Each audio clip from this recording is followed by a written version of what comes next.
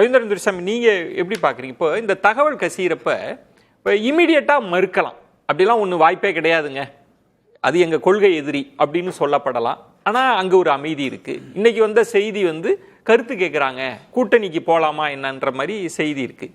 இப்போ பாஜக முயற்சி செய்யுதுன்னு ஒரு செய்தி இருக்குல்ல, அதையும் மறுக்கலாம். ஆனால் நயினார் நாகேந்திரன் சொல்கிறார், ஆனால் இன்னொருத்தர் சொல்ல இல்லை பவன் கல்யாண் மூலமாக பேச்சு இருக்குது அப்படின்னு. இது ஒரு புரியாத தன்மை இருக்குது. உங்களால் புரிஞ்சுக்க முடியுதா என்ன நடக்குதுன்னு? இல்லை, சசிகலா அம்மையார் விவகாரத்தில் காங்கிரஸில் இருவேறு கருத்துக்கள், பாஜகவில் இருவேறு கருத்துக்கள் இருந்த மாதிரி இன்னைக்கு விஜய் அவர்களோட விஷயத்திலையும் பாஜகவில் இருவேறு கருத்துக்கள் இருக்குது.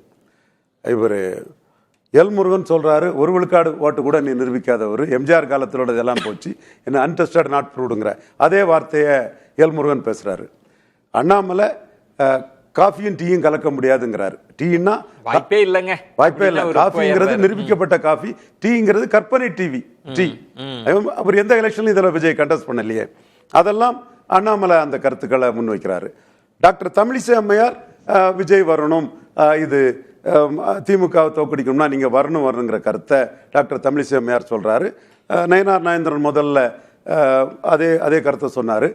ஸோ இந்த இடத்துக்குள்ள நம்ம பின்னோக்கி பார்த்தாலும் கூட ஹேமாலினி கமிட்டி போட்டாங்க விஜய்க்கு ஆதரவாட்டு.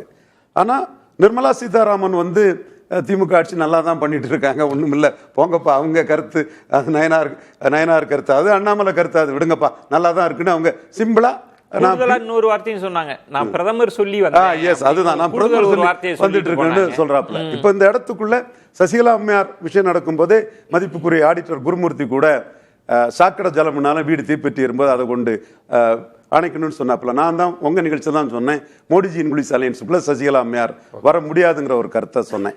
ஸோ இன்னைக்கு ஆர்கே சொல்றதுதான் 1999 ஒரு கருத்து, ஆர்கேயோட ஒரு கருத்து தான், ஒரு டிசெண்டிங் நோட்டா தான் இந்த கருத்தை முயற்சி. எப்படி அது இப்படி வெளிப்படையா நடக்குமா?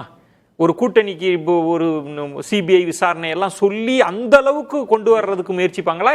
அதுல தான் என்னோட ரீடிங் என்ன இருக்குன்னா, விஜய் வரும்போதே இப்ப நாம் தமிழர் சீமான் வந்திருக்கிறாரு, ஏபிசிடி எதிர்ப்பு, ஏடிஎம்கே, பாஜக, காங்கிரஸ், டிஎம்கே 4 பேரும் எதிர்ப்பு, திமுகவும் அதிமுக, காங்கிரஸ் பாஜகவின் ஊது உலகல்னு அவர் 4 பேரும் எதிர்த்து நான் தான் சரின்னு சொல்லும்போது எல்லாரையும் சமத்தா எதிர்த்துறாரு.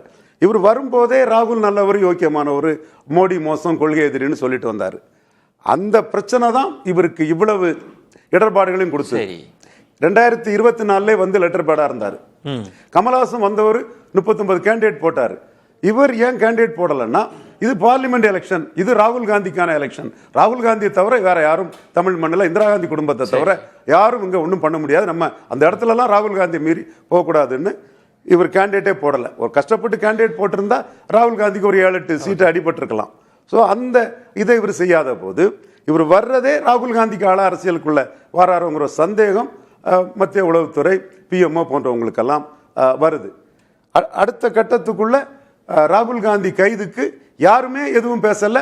ஸ்டாலினுக்கு முன்னாடி போய் இவர் அந்த ஓட்சோரி பார்லிமெண்ட் இதுக்கு அறிக்கை விடுறாரு. பீகார் எஸ்ஐஆர் மேட்டருக்குள்ள ராகுல் காந்திக்கு ஆதரவா வராரு. காங்கிரஸுக்கும் இவருக்கும் கூட்டணி 117 2.5 வருஷம் காங்கிரஸுக்கு, 2.5 வருஷம் இவருக்கு எல்லாம் பெரிய செய்திகள் வருது. கரூர் விஷயத்துல ராகுல் காந்தி பேசுறாரு. அப்ப இந்த இடம் தான் மோடியை பொறுத்தவரையில, எப்படி ஐயா நடராஜன் இவர் ராகுலை காட்டி மோடி கிட்ட போர் பொலிட்டிக்ஸ் பண்ணும்போது என்னைக்கு இருந்தாலும் நீங்க ராகுல் காந்தி ஆள்கள் தான் ஒரு முடிவெடுத்து இன்னைக்கு வர தொடருது. சோ இது சசிகலா டைப் ட்ரீட்மெண்டா இல்ல ஆர்கே சொல்ற மாதிரி தினகரன் டைப் ட்ரீட்மெண்டாங்கிறது தான் இப்ப நமக்கு ட்ரீட்மெண்ட் இருக்கு அரசியல்ல. 2 ட்ரீட்மெண்ட் இருக்கு. உள்ளுக்கே விடாம நெருக்கடி தரது, இல்ல உள்ளுக்கு கொண்டு வந்து நீ ஓடிரு, நீ வந்தா நாளைக்கு ராகுல் காந்தி, சோனியா காந்தி அம்மையார், இத்தாலி கேத்தலிக்கன் லேடி சோனியா அம்மையார் மகனுக்கு தான் நீ சப்போர்ட்டா 29 மக்களையில இருப்ப. ஒன்ன நம்பி நான் ஏமாற தயாரில்லை. தமிழிசை ஏமாறலாம், நயினார் ஏமாறலாம், இங்க 4 பேர் ஏமாறலாம், நான் ஏமாற தயாரில்லை. நீ 29 ராகுல் காந்தி சப்போர்ட்டா போவ. அதனால நீங்க 26 ஒரு அரசியல் சக்தி ஆகக்கூடாது. இப்ப நீங்க தமிழக தலைவர்கள் எல்லாம் விட்டுருங்க, அவங்க ஒவ்வொரு கருத்து சொல்றாங்க. இப்ப பிரச்சனை கைமீறி அது ஆந்திரா வழியா டெல்லி நோக்கி போயிட்டு இருக்கு, புயல் போற மாதிரி. ஆந்திராவிலிருந்து பேசுறாங்கன்னு செய்தி வருது, டெல்லியிலிருந்து பேசுறாங்க. 2 இருக்குல்ல, அப்படி ஒரு முயற்சி போகுதா? செய்த ஒரு நிகழ்வு மாதிரி 300 கோடி பெருமான பொருள் ஜனநாயகத்தை அடிச்சது ஒரு காம்ப்ரமைஸுக்கான ஒரு தன்மை மாதிரி தெரியல. அந்த படம் ஹாலிடேஸ்ல பொங்கலுக்கு வந்து ஜனவரி 26 வரை வந்திருக்கும்னா அது ஒரு நல்ல வசூலை பார்த்துருக்கோம். இன்னைக்கு சினிமா வசூலே ஹாலிடேஸ் தான், எந்த நடிகர்னாலும் சரி சனி ஞாயிறு ஹாலிடேஸ்லாம் வசூல் அது வந்து இந்த இடத்துக்குள்ள அடிபட்டு போகுது. சரி 2 மாசம் ஆகுது, 2 மாசம் ஆன பிறகும் சென்சார் வந்து ரிவைசிங் கமிட்டிக்கு போனா கொடுக்கலாம்னா ஒருத்தர் வந்து லீவ் போட்டுட்டு போயிடுறாரு. நம்ம என்னைக்கு வரும்ங்கிறதே கேள்விக்குறி. லாரன்ஸ் லட்சுமி ஒரு படம், இந்த படத்துக்காக தான் அது செய்யப்பட்டதுன்னு சந்தேகம் வருது. உங்க படத்துல மத ரீதியான துவேஷங்கள் இருக்கு, இப்படி மத ரீதியான துவேஷங்கள் உள்ள படங்களுக்கு சென்சார் சர்டிபிகேட்டே கிடையாதுன்றாப்ல. ஒரு சின்ன படம் அது என்ன நோக்கத்துக்காக பண்ணுதுன்னே அது ஒரு கேள்விக்குறியா இருக்குது. ஸோ இந்த சிபிஐ விசாரணைக்காக 3 தடவை வராரு. சோ அப்ப உங்களோட பார்வையில ரீடிங்ன்றது இவர் அரசியலை விட்டு அப்புறப்படுத்துவதற்கான வேலையை தான் பாஜக. அதுதான் எனக்கு சொல்றது. ஏன்னா பல நிரூபிக்காத ஒருத்தர் தன் கையில இருக்க வராத ஓட்டை டிரான்ஸ்பர் பண்ண முடியாது. சிவாஜி பண்ணல. பாருங்களேன் திரு ரவீந்திரன் துரைசாமி, இப்ப அதிமுகவோடு கூட்டணி 90 சீட்டு அப்படின்லாம் ஒரு பத்திரிகை எழுதினப்ப மறுநாளே மறுப்பு வந்தது. இப்ப இந்த செய்தி ஒரு 5-6 நாளா ஓடிட்டு இருக்குல்ல, தாவேகா தரப்புல ஏன் ஒரு சைலன்ஸ் இருக்கு? எங்க கொள்கை எதிரியோட நாங்க போக மாட்டோம்னு சொல்லாமையே அவங்க அங்க சைலண்டா இருக்காங்க. இப்போ அவங்க இன்னைக்கு அவங்களோட அந்த செய்தி வந்து இனிமேல் தனிச்சே நிற்க முடியாது, சீமான் கிட்ட தோத்துட்டோம், சீமான் தான் ஹீரோ, பார்ச்சூன் பேவஸ் பிரேவ்னு அவர் தான் இருக்கார், நாங்க கபாட் தானே ஒத்துக்கிட்ட மாதிரி இருக்கு இன்னைக்கு.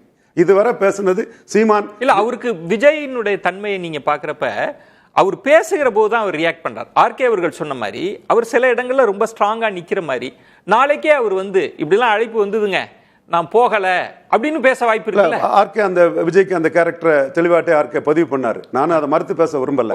ஆனா இந்த செய்திகள் இப்ப ஏற்கனவே அவங்களுக்கு 50 கேண்டிடேட் மேல இல்லைன்னு சொல்லும் போது 60 கேண்டிடேட் தான் அவங்க ஏதோ பார்த்துருக்காங்க.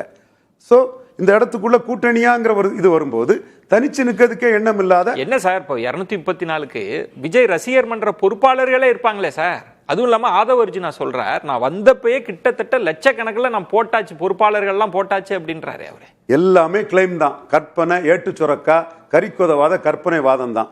அவங்களால வந்து ப சிதம்பரம் சொல்றது மாதிரி, மல்லிகார்ஜுன கார்கே சொல்ற மாதிரி பல நிரூபிக்காத லெவல்ல தான் இருக்கிறாங்க. பாஜக கூட்டணிக்கு அழைக்கிற மாதிரி உங்களுக்கு தெரியலன்றீங்களா? பாஜக கூட்டணிக்கு அழைக்கிறதுல ஒருத்தர் ஒரு விழுக்காடு தான் பல நிரூபிக்காதவருங்கிறாரு. இன்னொரு முன்னாள் தலைவர் வந்து டீயும் காஃபியும் சேர்க்க முடியாதுன்னு நீங்க வேண்டாம். டெல்லி தானே இப்ப டெல்லிக்கு போறாருல, அங்கதானே இனி நம்ம பேச வேண்டியது. அதுதான் கூட்டணிக்கா ஆர்கே கருத்தா ஏன் கருத்தாங்கிறது வரும் நாட்கள்ல தான் தெரியும். ஆர்கே கூட்டணிக்குங்கிறாரு, நான் மொத்தமா நீங்க அரசியலுக்கு வேண்டாம், நீங்க 29 ராகுல் காந்திக்கு சப்போர்ட்டா தான் போவீங்க, நான் என்ன ஏமாளியா எத்தனை பேரை மிதிச்சு எழும்பி 4வது முறை பிரமிஸ்டர் வரக்கூடியவன் உங்கள்கிட்ட ஏமாறதுக்காக நான் நினைக்கிறேன். கரூர் துயர சம்பவத்தை பத்தி பேச போறது இல்ல நாளைக்குன்றீங்களா? நீங்க அரசியலை விட்டு போயிருங்க. நீங்க 26ல ஆளாயிட்டு என்ன நம்பியோ எப்படியோ ஆளாயிட்டு 29ல ராகுல் காந்தி கிட்ட போவீங்க. அதனால அரசியலை விட்டே போயிருங்க. அப்படிதான் இருக்குன்றீங்க. ஓகே, அப்படிதான் அப்ரோச் இருக்கு. அந்த அப்ரோச் என்னோட பார்வை, ஆர்கேயோட பார்வை கூட்டணிக்கு மிரட்டி சேர்க்கிறது.